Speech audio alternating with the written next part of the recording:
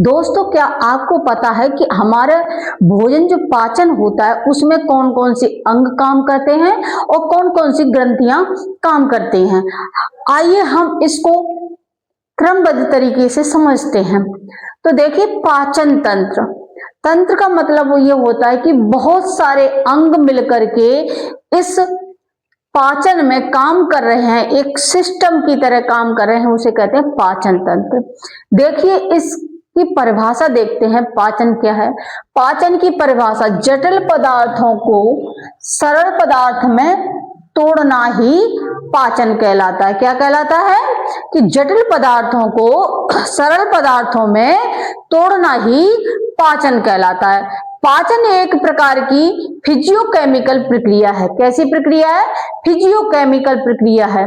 देखिए, हम इसमें भौतिक भी क्रियाएं होती हैं और केमिकल भी क्रियाएं होती हैं। भौतिक क्रिया में जैसे कि हमने खाना मुख में लिया, ग्रहण किया और उसको दब करके चबाया, फिर उसके बाद कुछ इसमें एंजाइम मिले, तो वो केमिकल और फिजियोलॉजी दोनों प्रक्रिया हो गई, तो इसीलिए इसे कह देते हैं फिजियोकेमिकल प्रक्रिया है।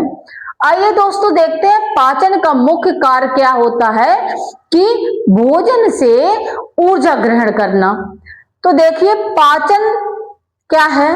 पाचन में कौन से, जो भोजन में कौन कौन से पदार्थ हैं जिनसे हमें ऊर्जा प्राप्त होती है। हमारा पोषक तत्व कौन से हैं? तो देखते हैं कौन से तत्व हैं जिन्हें हम तोड़ना पड़ता है सरल अणुओं में, और कौन से हैं जो हमारा शरीर बिना तोड़े ज्यों का त्यों ग्रहण कर लेता है। देखिए, कार्बोहाइड्रेट, इसको ग्लूकोज के रूप में तोड़ करके हमारा शरीर ग्रहण करता है, तब हमें ऊर्जा प्राप्त होती है। प्रोटीन को किस में तोड़ता है? अमीनो अम्ल में तोड़ता है, तब हमारा शरीर ग्रहण करता है। वसा को फैटी एसिड या ग्लिसरॉल में तोड़ करके हमारा शरीर ग्रहण करता है। इन पाचन तत्वों का पाचन नहीं होता है, जो हमारा शरीर इनको नहीं तोड़ता है, जिनका पाचन नहीं करता है, तो वो 3 तत्व हैं। कौन कौन से? जल, खनिज, विटामिन। आपको समझ में आया? पोषक तत्व हमारे कितने होते हैं? 6 होते हैं। कार्बोहाइड्रेट, प्रोटीन, वसा, जल, खनिज, विटामिन।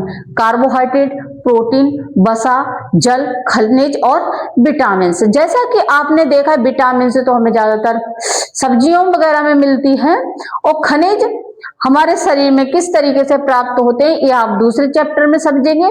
विटामिन का एक अलग चैप्टर है, उसमें समझेंगे। और अब हम समझते हैं पाचन की क्रिया 2 जगह होती है। तो हम देखते हैं कौन कौन से वो अंग हैं, कौन कौन सी वो ग्रंथियां हैं जो पाचन में अति सहायक होती हैं, और उनके बिना शरीर में पाचन होना संभव नहीं है। तो हम देखते हैं पाचन की क्रिया 2 जगह होती हैं। कौन सी वो क्रिया है? देखिए, पहला आहार नाल। इसकी देखिए दोस्तों लंबाई होती है 32 फीट। अगर मीटर में देखें तो 9 मीटर के समथिंग इसकी लंबाई लगभग होती है। दूसरी है पाचन ग्रंथियां। जैसा कि आपने देखा कि 2 जगहों में होती है, तो देखिए आहार नाल के अंतर्गत कौन कौन से अंग आते हैं?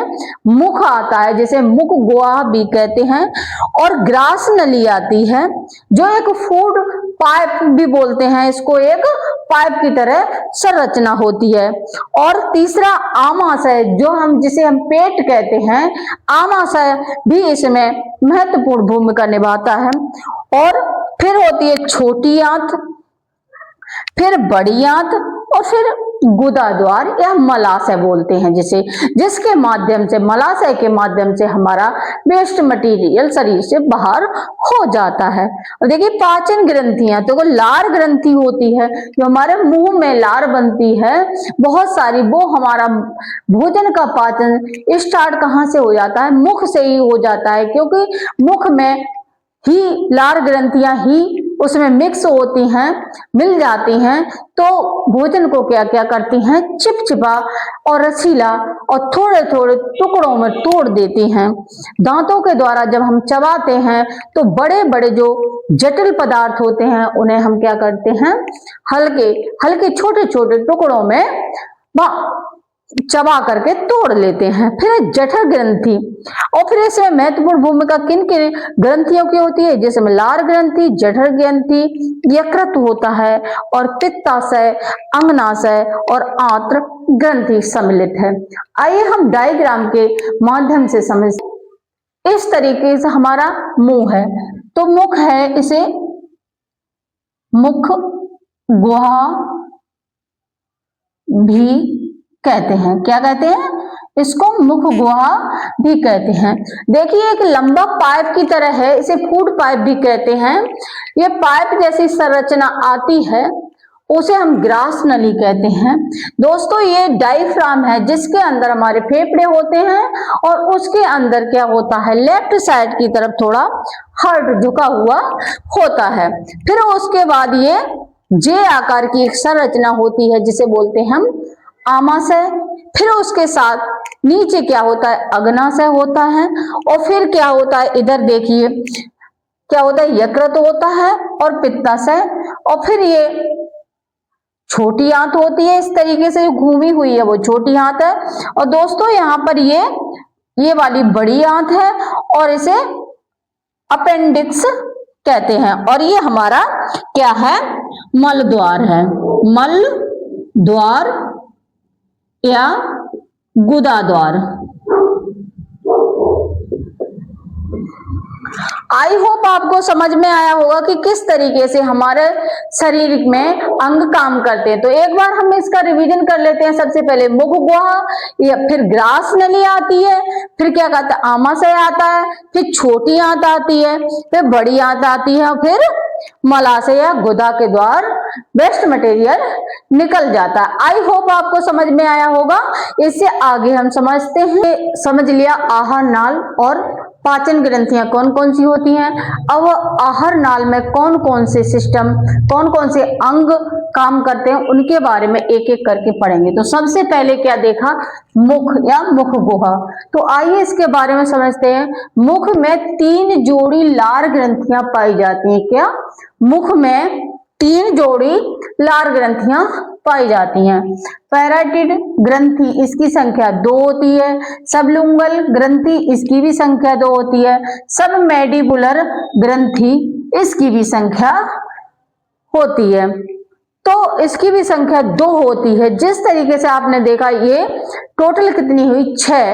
अगर क्वेश्चन आ जाए कि लार ग्रंथि में कितनी ग्रंथियां पाई जाती हैं, तो 6 पाई जाती हैं।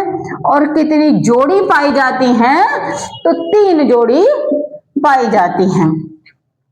मानव में प्रतिदिन 1 से 1.5 लीटर लार बनती है। कितनी बनती है? 1 से 1.5 लीटर लार बनती है। लार ग्रंथियों में 3 एंजाइम पाए जाते हैं। देखिए लाइसोसोम एंजाइम, ये बैक्टीरिया को खत्म कर देता है। जैसे कि कभी हमने हाथ नहीं वॉश किए, या कभी हमारे पोषक जो हम फूड ले रहे हैं, जो हम भोजन खा रहे हैं, उसके माध्यम से कुछ बैक्टीरिया हमारे मुख में पहुंच गए, तो उनको मारने का काम, उनको किल करने का काम कौन करता है? लाइसोजाइम एंजाइम करता है। इसलिए इसे बैक्टीरिया नाशी या जीवाणु नाशी कहते हैं। दूसरा टाइलिन या डाई स्टेज 2 एंजाइम और होते हैं। ये मंड और चोकर को पचाने का काम करते हैं। हमारे यहाँ पर जो आटा में भूसी को छाना जाता है, हमारे यहाँ भूसी बोलते हैं। और आप कमेंट करके जरूर बताना कि आपके यहाँ क्या बोलते हैं। तो चोकर को पचाने का काम ये 2 एंजाइम करते हैं। इसी तरीके से एक लार, मुख में लार ग्रंथियों में एक चिपचिपा सा और एक पदार्थ निकलता है, जिसको हम म्यूकस कहते हैं, और भोजन को चिपचिपा रसदार बनाने का कार्य करता है, जिससे भोजन नीचे फिसलने में बहुत क्या होता है, आरामदायक होता है। इसके बाद हम पढ़ेंगे ग्रास नाल का दूसरा भाग समझेंगे। कौन सा? ग्रास नली। जैसे मुख गुहा को हमने पढ़ लिया, अब क्या समझेंगे? ग्रास नली। ग्रास नली 25 सेंटीमीटर लंबी होती है। जैसे कि यहां से यहां तक ये देख रहे हो, ये क्या है? ग्रास नली है। और जो भोजन, यहाँ पे ग्रास नली में भोजन का कोई पाचन नहीं होता है, और भोजन को नीचे क्रमाकुंचन गति के माध्यम से नीचे को कैसा होता है, ढकेला जाता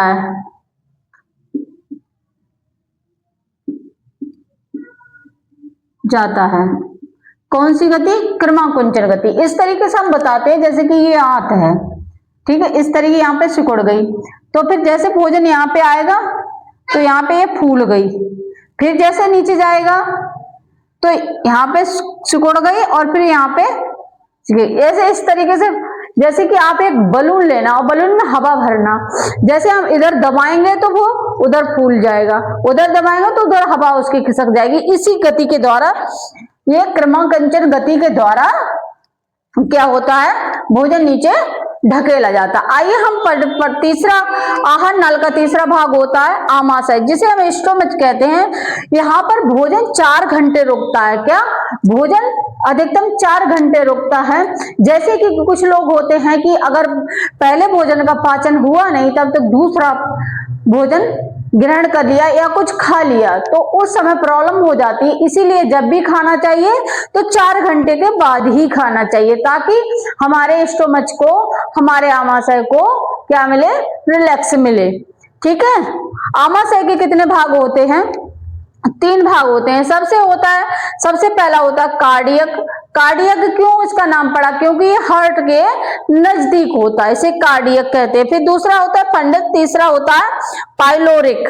तो आइए हम पढ़ते हैं। देखिए कार्डिक होता है, यहाँ पर क्या HCl पाया जाता है, और ये क्या होता है, जो एंजाइम, जो लार में एंजाइम थे उनके द्वारा जो बैक्टीरिया बच गए, जिसे नहीं मार पाए, वो क्या होता है, HCl उनको किल करता है। और फिर भोजन को, कई बड़े भोजनों को छोटे छोटे टुकड़ों में तोड़ देता है।